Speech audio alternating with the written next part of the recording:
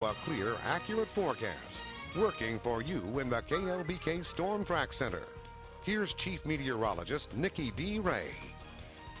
As of 9 o'clock, we have a winter weather advisory in effect for the southern portion of the viewing area. But just because you are down towards the south, that does not mean you're not going to see flurries, nor could you even see accumulations close to ½ an inch. Here's what's going on right now outside the KLBK studio, thanks to Bob Mills. And again, this is just one camera of many to come. We are definitely dealing with a very thick layer of clouds, meaning we've got moisture present across the West Texas region. And with that moisture, here's what's happening. We're seeing some snowfall activity. On the Doppler, you may be looking at it on some apps, but if you have the KLBK app, you're looking at this, and this is exactly what you want to see. We do have snow pushing into West Texas, coming in out of the south, pushing into the north and eastern zones, just to the southeastern portion of the city, and also into the Post region, where we do anticipate to see some snowfall or close to ½ an inch. And those locations are not under a winter weather advisory, but many of them are. Tahoka, O'Donnell, Lamesa, going over to Seminole as well as Seagraves. You guys get ready. You could see close to 3 inches by tomorrow morning, which means it's going to cause commutes to take a little extra time or even roads to be closed. If you are south of Highway 380,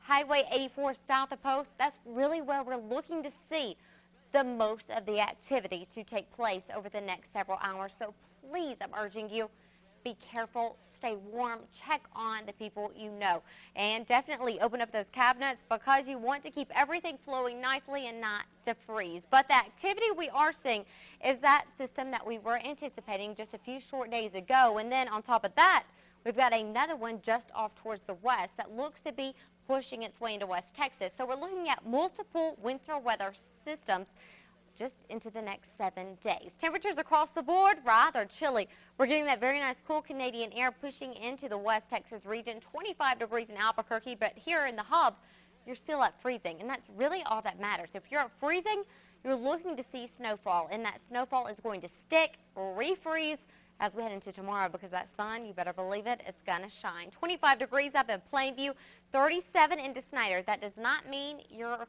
clear of seeing that snow. We do anticipate it to continue to push off towards the east, and we can thank that southerly flow. Those winds right out of the south around 10 miles per hour. Plainview not seeing any wind activity right now, but you know this is the exact moment in time, so it will change rapidly just in the next several seconds. And moisture is being pumped in. If you at a glance see it, 20, 25, 28, doesn't seem like too much, but you got to remember it's pretty chilly outside, so we are seeing a very nice relative humidity, which that's what counts in seeing this actually hit the ground.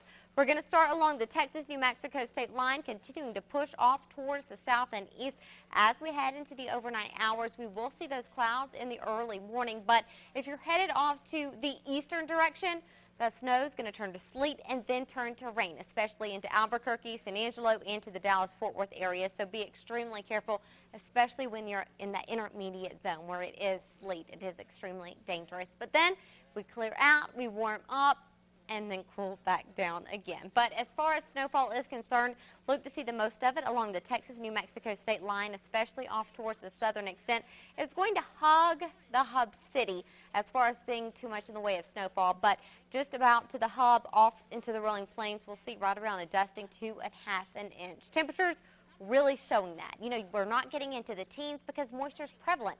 That's why we do have those temperatures into the 20s and not warming up too much, only getting into the mid to upper 30s. Now, as we head on into the rest of our week, temperatures do begin to increase very rapidly, getting into the mid 50s. Tuesday, game changer takes place. Temperatures will begin to dip down, but you'll notice we still stay rather warm into the afternoon, but it's that evening overnight temperature that really gets us. Things refreeze. We have a lot of sometimes we have neighbors that we need to talk to and tell them not to run the sprinklers.